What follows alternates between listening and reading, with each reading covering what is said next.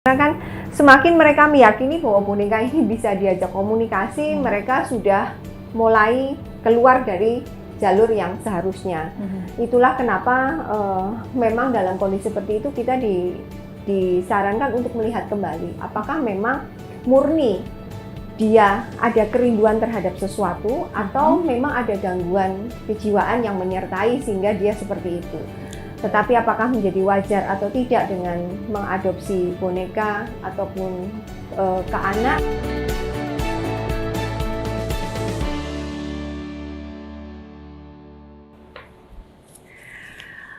Halo, kembali lagi bersama saya Paramita Bermawi, kawan Merdeka. Kali ini kita berjumpa kembali di Glam Talk. Dan seperti biasa kalau kita sudah berjumpa di Glam Talk, kita akan berbicara mengenai fenomena yang mungkin sekarang sering menjadi perbincangan di masyarakat. Dan salah satu hal yang mungkin sekarang sedang hangat-hangatnya untuk dibicarakan oleh masyarakat, mungkin tidak hanya di sosial media, namun juga di pertelevisian ya, yaitu adalah fenomena spirit doll. Apakah itu dan bagaimanakah hal ini bisa terjadi? Sekarang saya sudah bersama dengan Ibu Ratnasari SPSI, MPSI Psikolog, Konselor Pernikahan, Keluarga, dan Anak, founder dari Erta Mentari Psikolog Surabaya. Halo Ibu, gimana kabarnya? Baik.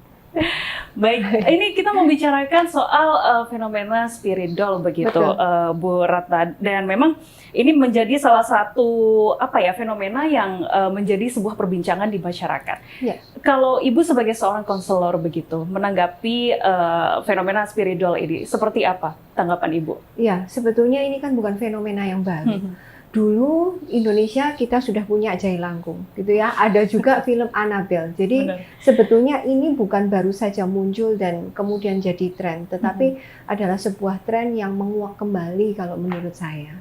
Oke, baik. Berarti patternnya itu sebenarnya sama ya Bu ya, viral dulu, kemudian ramai, orang-orang banyak yang mengikuti begitu. Tapi kalau dari pandangan Bu Ratna sebagai seorang konselor, ini ada efeknya nggak sih Bu dengan adanya fenomena spirit doll ini?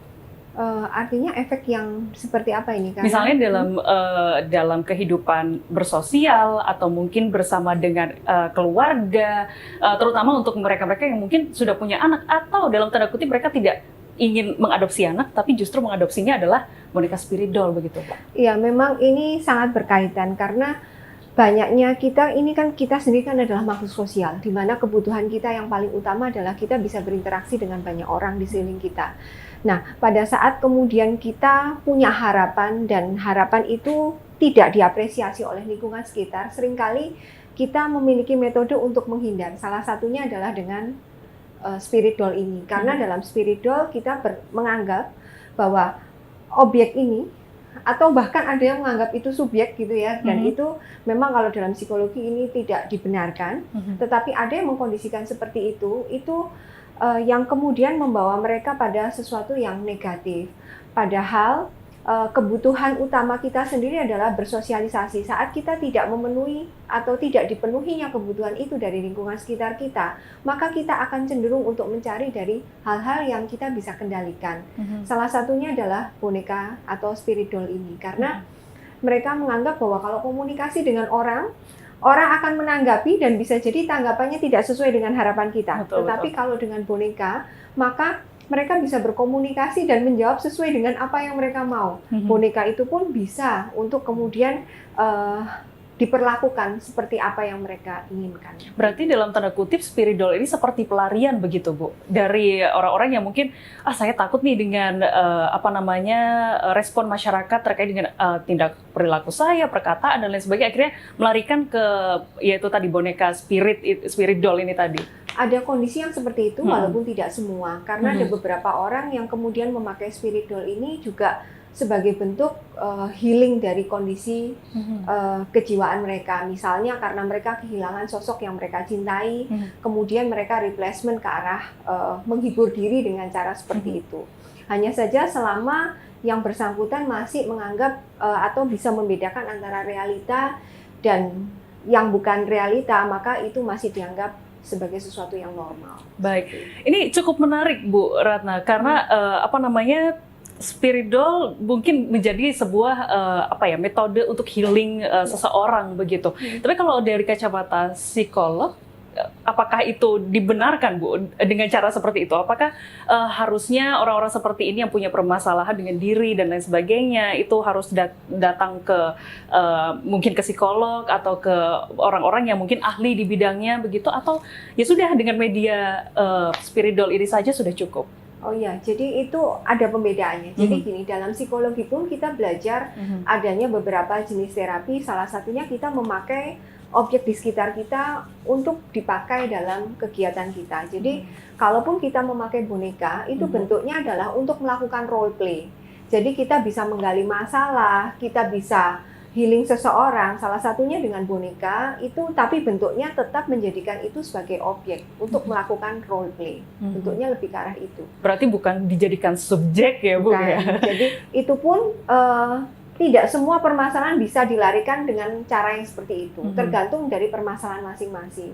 Dan untuk detailnya memang setiap permasalahan itu perlu untuk kita membahas dengan profesional terlebih dahulu supaya kita tidak salah langkah. Prinsipnya seperti itu. Berarti prinsipnya memang lari dulu ke profesional supaya bisa diarahkan begitu ya, Bu ya. Tidak semata-mata kita langsung oke, spirit doll aja deh, ini pelarian untuk healing begitu ya. Nah, tadi kita juga sempat membahas sedikit perihal adopsi ya kan. Mengadopsi ini kan istilahnya kalau di selebriti adalah mengadopsi spirit doll. Kalau menurut Ibu ini apakah sebuah penyimpangan atau bagaimana? Seperti yang tadi saya sampaikan, selama selebriti tersebut masih menganggap bahwa ini adalah sebuah objek, bukan menjadikannya sebuah subjek, maka itu masih dikatakan normal.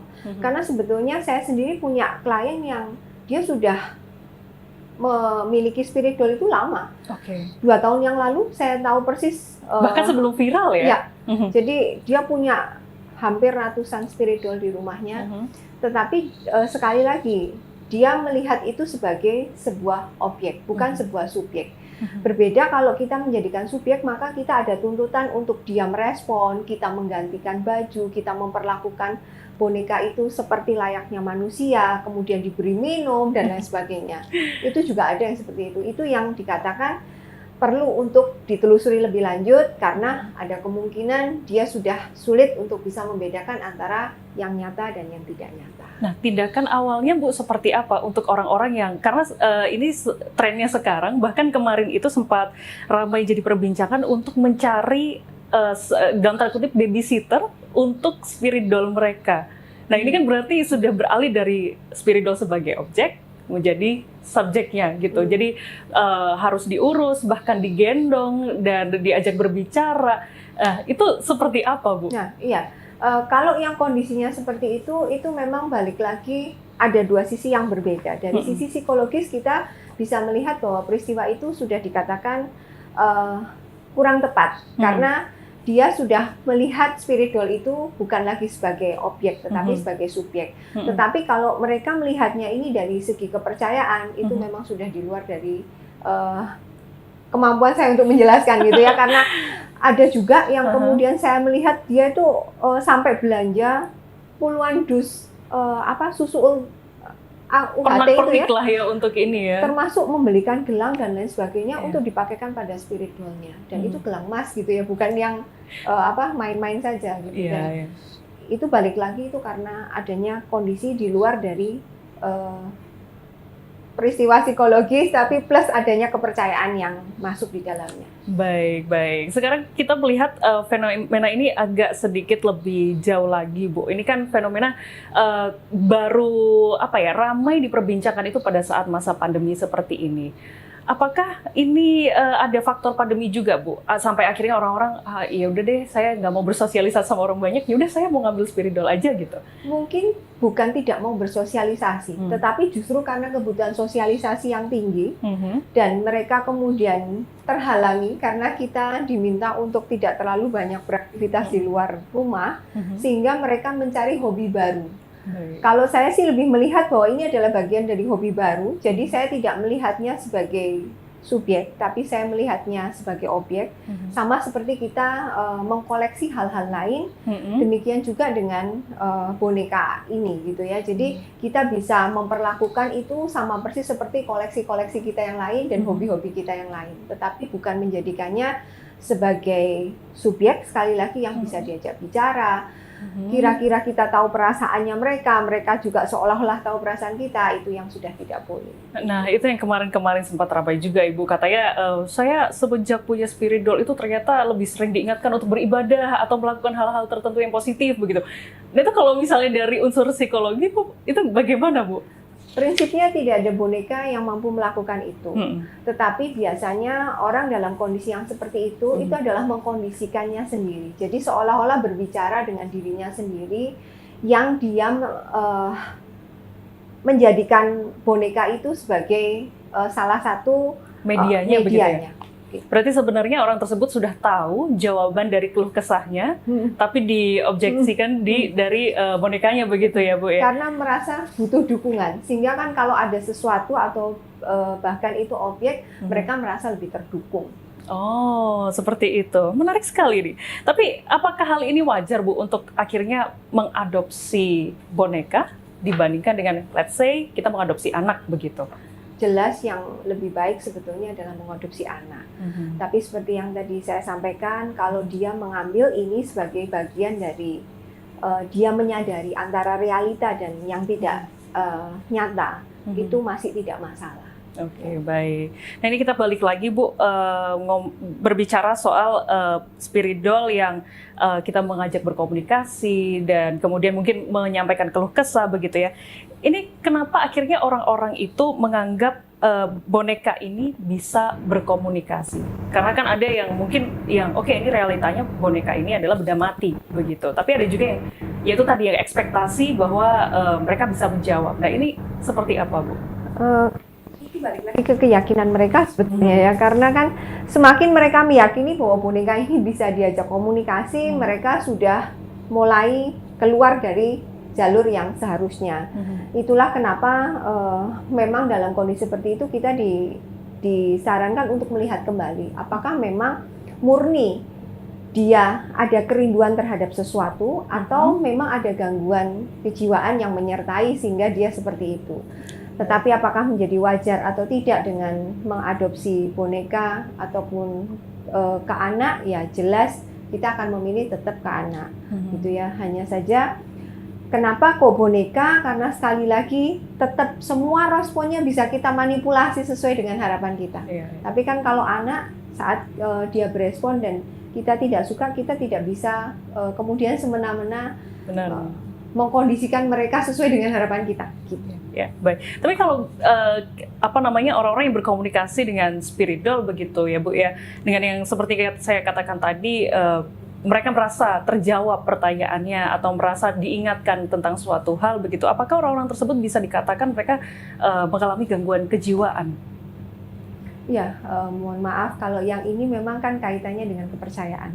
Kita mesti cross check lagi. Murni ini bagian dari kepercayaan atau memang ada beberapa kepribadian yang memang menyimpang, yang kaitan dengan dia tidak suka untuk bisa berkomunikasi atau berhubungan dengan orang lain, dia lebih bisa punya dunianya sendiri dan memang dia mengalihkannya dengan spirit doll itu sendiri. Baik, kalau spirit doll ini kan memang sekarang Bu, trennya ini lebih banyak diadopsi oleh orang-orang dewasa. Sedangkan pada saat kita kecil mungkin kalau anak-anak kecil adalah teman khayalan, begitu, Bu. Apakah ini bisa disamakan, Bu? Tidak ada bedanya menurut saya. Karena ini bentuknya adalah bedanya adalah mungkin karena harga ya, spirit doll sangat mahal gitu ya. Dan kemudian kita mesti melihat juga biasanya yang mereka pesan itu adalah tokoh-tokoh yang mereka idamkan. Seperti beberapa klien saya, mereka sengaja membuat dari Amerika pada saat itu yang saya tahu, dia mengirim fotonya dan juga foto mantan pacarnya yang kemudian sudah tidak ada gitu. Jadi boneka itu akhirnya dianggap sebagai mantan pacarnya itu juga ada yang seperti itu gitu ya. Jadi biasanya kan bentuknya pun sesuai dengan request. Betul. Tapi kan kalau anak-anak mereka kan bermain peran lebih ke arah ya memang itu untuk hiburan. Sebetulnya pun fungsinya sama selama sekali lagi orang dewasa seringkali mereka taunya bahwa karena objek itu mampu untuk mereka manipulasi sehingga mereka percaya itu lebih menyenangkan. Kalau anak-anak kan lebih ke arah ke hiburan. Itu kenapa dalam psikologi pun play terapi itu kita juga memakai boneka-boneka itu untuk menggali banyak hal, untuk menerapi banyak hal. Oke, baik. Kita akan berbicara lagi, Bu, karena kan ini kebanyakan untuk spirit doll, kebanyakan yang mengadopsi adalah orang dewasa begitu. Sedangkan kalau teman hayalan adalah anak-anak. Bagaimanakah caranya akhirnya mungkin memberitahu atau mengedukasi orang-orang dewasa agar supaya boneka spirit doll ini tidak menjadi pengganti teman berbicara? Ya, yang pasti bahwa sebagai makhluk sosial dan di usia produktif kita tetap butuh yang namanya berinteraksi dengan orang lain. Sehingga kalaupun kondisi ini adalah kondisi pandemi, kita mesti melihat bahwa masih banyak cara-cara untuk kita bisa berkomunikasi dengan lingkungan sekitar kita dan tidak dengan objek yang kemudian sebetulnya tidak bernyawa, seperti itu ya. Jadi yang terpenting adalah sebetulnya kita mau membuka diri, mencari komunitas-komunitas yang mampu untuk membuat kita lebih produktif di luar dari apa yang kita temui di sekitar kita. Karena dalam kondisi bosan memang kita seringkali ya melakukan apapun yang mungkin bisa kita lakukan gitu ya. Dan karena kalau kita melihat para selebriti hidupnya seperti apa sih, penuh dengan glamor dan setiap hari selalu ketemu orang. Jadi pada saat kemudian pandemi ini ya jelas itu akan membuat mereka merasa kesepian gitu ya. Kesepian dan mereka butuh sesuatu untuk kemudian mengekspresikan apa yang mereka rasakan. Baik. Kalau menurut Ibu, apakah fenomena seperti ini akan everlasting, Bu? Jadi akan fasenya akan lama? Menurut saya enggak, gitu ya, karena ini sama persis seperti tren-tren yang lainnya. Pada dasarnya nantinya juga akan kemudian hilang dengan sendirinya.